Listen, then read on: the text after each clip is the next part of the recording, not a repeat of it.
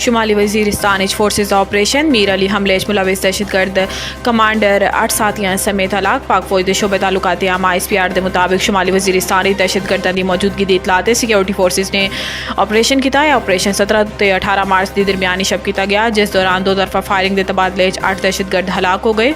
ISPR का दसना है कि हलाक दहशतगर्दां हाई वैल्यू टारगेट दहशतगर्द कमांडर सहरा उर्फ जानान भी शामिल है। ISPR के मुताबिक दहशतगर्द सहरा उर्फ जानान 16 मार्च को मीर अली सिक्योरिटी फोर्सेज की पोस्ट से हमले मुलविस सी। दहशतगर्द कमांडर कानून नाफिज करने वाले इदारा इंतहाई मतलूब सी।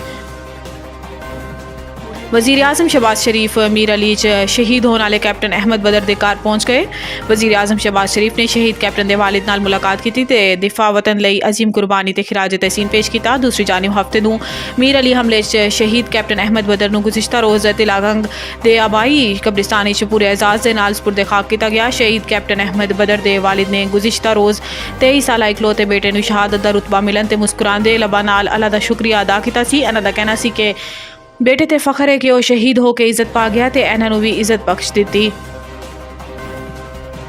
IMF का क्रिप्टो करंसी ते रियल स्टेट बिजनेस नूं टैक्स नेट चलाने का मुतालबा। IMF ने क्रिप्टो करंसियां नूं टैक्स नेट चलाने लई कैपिटल गेन्स टैक्स का दायरा वसी करने लई किया है, ताकि यह यकीनी बनाया जा सके कि किसी भी मुद्दत लई असासे रखने की बजाय तमाम मुनाफा नूं टैक्स लाया जाए। IMF ने FBR तो प्रॉपर्टी डिवेलपर्स दे पाबंद करने लई भी किया है कि वह प्रॉपर्टी टाइटल्स दी तकमील ते रजिस्ट्रेशन तो कबल तमाम ट्रांसफर्स नूं ट्रैक ते रिपोर्ट करन। अगर कोई प्रॉपर्टी डिवेलपर ऐसी तकमील नहीं करता तो कुछ जुर्माने आयद किए जाएंगे। काबीना डिवीजन ने कफायत शुआरी पॉलिसी का अजरा कर दिता। 5 स्टार होटल क्याम ते पाबंदी पॉलिसी के तहत सरकारी अफसरान के बैरून मुल्क दौरान के दौरान 5 स्टार होटल क्याम ते पाबंदी आयद कर दी गई है। बैरून मुल्क दौरान ते टेली कॉन्फ्रेंसिंग नूं तरजीह दी जाएगी। विफाकी वज़रा वज़ीर मुमलिकत मशीर मुआवनीन सैकटरीज एडिशनल सैकटरीज ते इंचार्ज डिवीजन सरकारी दौरे वज़ीर आज़म की मंजूरी तो मशरूत होंगे। 20 तो उत्ते ग्रेड के अफसरान ते 3 मैंबरान के वफद की इजाजत मुतलका वजीर तो ली जाएगी। बैरून मुल्क दौरान की तमाम तफसीलात वजारत खारजा नूं फराहम करना लाजमी होएगा।